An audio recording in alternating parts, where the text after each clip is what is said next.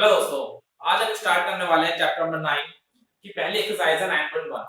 इसमें हम समांतर चतुर्भुज और त्रिभुज के क्षेत्रफल के बारे में पढ़ेंगे। इसकी जो पहली एक्सरसाइज है, हमें समांतर रेखाओं और एक ही आधार पर बनी आकृतियों के बारे में बताना है कि कौन सी आकृतियां हमारी एक ही आधार और समांतर रेखाओं के बीच स्थित है। तो कौन सी बात क्या है, हमारी आकृतियां अगर उनका उभयनिष्ठ आधार होगा और उस उभयनिष्ठ आधार के समांतर रेखा पर दोनों आकृति के शीर्ष होंगे तो हम क्या कह सकते हैं, हमारी आकृतियां एक ही आधार और समांतर रेखाओं के बीच स्थित है। ठीक है, तो पहला क्वेश्चन फर्स्ट दे रखा हमें क्या है, लिखेंगे हम क्या, चतुर्भुज ए बी सी डी व त्रिभुज पी डी सी का उभयनिष्ठ आधार क्या है, वो डीसी है तथा आधार डीसी के समांतर रेखा कौन सी AB पर दोनों आकृति कौन सी, चतुर्भुज हमारा और ये त्रिभुज, दोनों आकृतियों के शीर्ष। ठीक है, कौन कौन सा, P, एक तो P है और कौन सा AB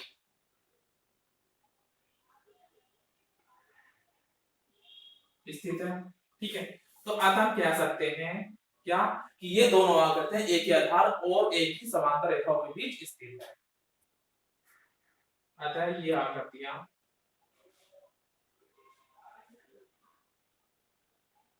एक ही आधार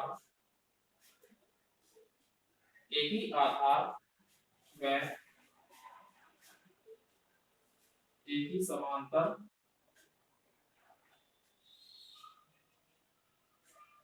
के बीच स्थित है। हमें सिर्फ इतना ही क्वेश्चन में बताना है।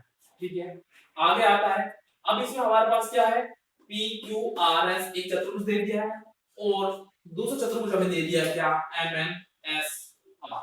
ठीक, तो इसमें आधार तो एक है लेकिन इस आधार का समभुजा जो समांतर है, इस समांतर चतुर्भुज पे इन दोनों आकृतियों के शीर्ष स्थित नहीं है। तो हम क्या लिखेंगे चतुर्भुज पी क्यू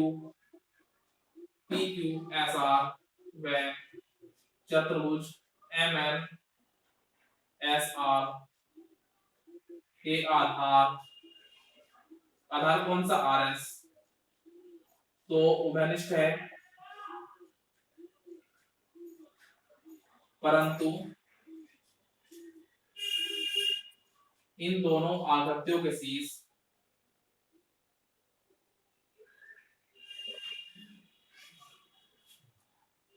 शीर्ष जो हैं, शीर्ष आधार की सम्मुख समांतर रेखा पर नहीं है। ठीक है, तो अतः क्या कह सकते हैं, अतः ये दोनों आकृतियां एक ही आधार और एक ही समांतर रेखा के बीच स्थित नहीं है। दूसरी कंडीशन हमारी ये हो जाए। ठीक है, अब आगे आता है, ये आकृति है पी क्यू आर एस। ठीक है, एक आकृति ये है, दूसरा क्या है टी क्यू आर। ठीक है, अब ये त्रिभुज हो गया हमारा, ये त्रिभुज और ये चतुर्भुज। ठीक, अब इधर से देखेंगे हम इसको, तो ये आकृति इस आकृति के बिल्कुल डिक्टो है। ठीक है, इसमें त्रिभुज का आधार सेम है और इस चतुर्भुज का आधार सेम है और इस आधार के समूह जो भुजा है, समांतर भुजा, इस भुजा पर चतुर्भुज का और इस त्रिभुज का शीर्ष स्थित है। तो हम क्या कह सकते हैं, अतः ये आकृति हमारी एक ही आधार और एक ही शीर्ष पर एक ही आधार और एक ही समांतर रेखाओं के बीच स्थित है। लिखेंगे चतुर्भुज पी क्यू आर एस में त्रिभुज टी क्यू आर का आधार क्या, हमारा क्यू आर है, आधार उभयनिष्ठ है और त्रिभुज का शीर्ष कौन सा टी व चतुर्भुज का शीर्ष कौन सा है एस और पी। ठीक है, एस पी आधार के सम्मुख समांतर रेखा पर स्थित है, अतः ये दोनों आकृतियां, तो समांतर रेखा कौन सी है हमारी, वो एफ पी। ठीक है, ये दोनों आकृतियां एक ही आधार व एक ही समांतर रेखाओं के बीच स्थित है।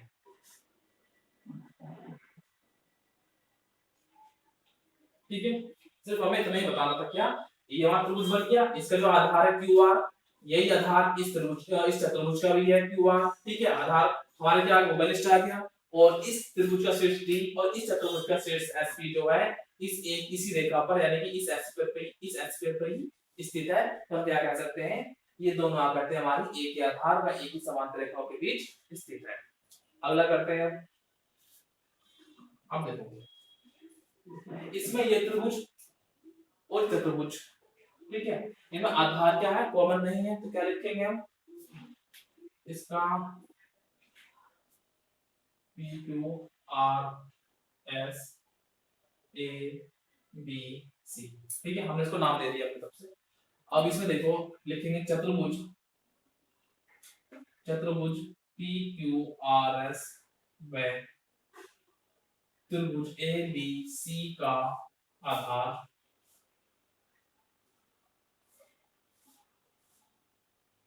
घनिष्ठ नहीं है। ठीक है, इनका जो आधार है वो घनिष्ठ नहीं है। क्यों, इस त्रिभुज का जो आधार है सिर्फ ए बी है, और इस चतुर्भुज का आधार क्या है, पूरा क्यू आर है। ठीक है, अनुघनिष्ठ कब होता, जब ये रेखा भी यहाँ पर मिलती है और ये रेखा भी हमारे इस आधार पर मिलती है, पूरा गैप समांतर होता, तब बराबर होता, तब क्या कहते हैं, इनका आधार उभयनिष्ठ होता। तो क्या लिखेंगे, चतुर्भुज पी क्यू आर में त्रिभुज एबीसी का आधार उभयनिष्ठ नहीं है, अतः ये दोनों आकृतियां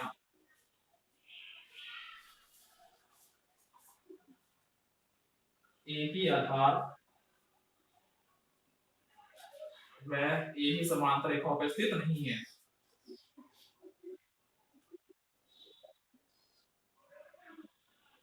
के बीच स्थित नहीं है। अब देखिए ऐसे ये है, इसमें हमारे पास दो आकृतियां कौन कौन सी, ए बी सी डी। ठीक, और दूसरा क्या है, ए पी क्यू डी, दो आकृतियां हैं। इसमें दोनों आकृतियों क्या आधार एक है, और इस आधार के सम्मुख भुजा समांतर भुजा है वो कौन सी है, बी क्यू है। ठीक है, इस बी क्यू पर ही दोनों आकृतियां क्या है, शीर्ष स्थित है। तो क्या कहेंगे, ये दोनों आकृतियां हमारी एक ही आधार में समांतर रेखाओं के बीच स्थित है। क्या लिखेंगे, चतुर्भुज ए बी सी डी व चतुर्भुज ए पी क्यू डी का आधार क्या है, एडी। एडी घनिष्ठ है तथा आधार ए बी के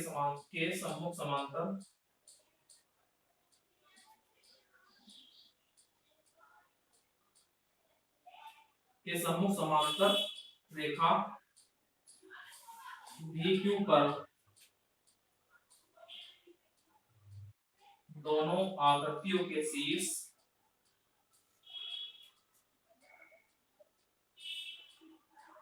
स्थित है, अतः ये दोनों आकृतियां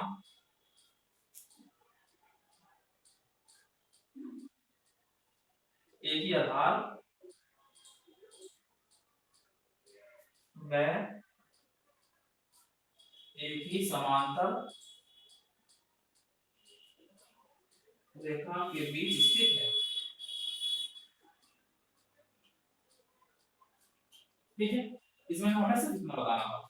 अब इसमें ये हमारा पी क्यू आर एस एक पूरा चतुर्भुज है, ठीक, और इसके अंदर तीन चतुर्भुज जोड़ दे दिए हमें, कौन कौन से, ये हिस्सा है, ये दूसरा हिस्सा और ये तीसरा हिस्सा।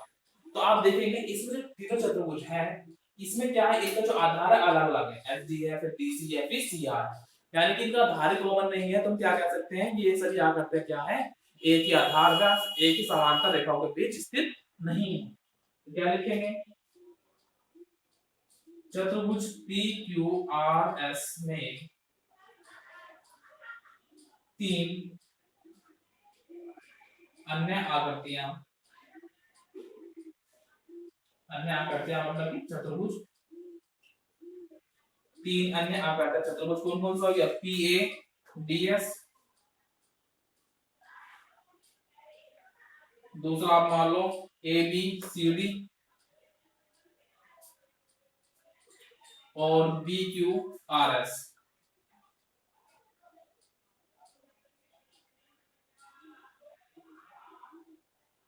जिनका आधार उभयनिष्ठ नहीं है,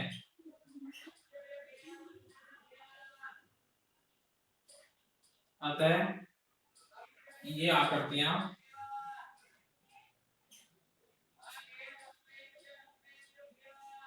एक ही आधार,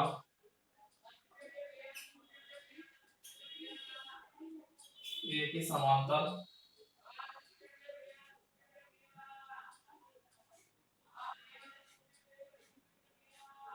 ये बीच स्थित नहीं है, ठीक। तो इसी के साथ हमारी पहली एक्सरसाइज कंप्लीट होती है। अब दूसरी जो एक्सरसाइज है उसमें हम इन समांतर रेखाओं और त्रिभुज के क्षेत्रफल के बारे में पढ़ेंगे।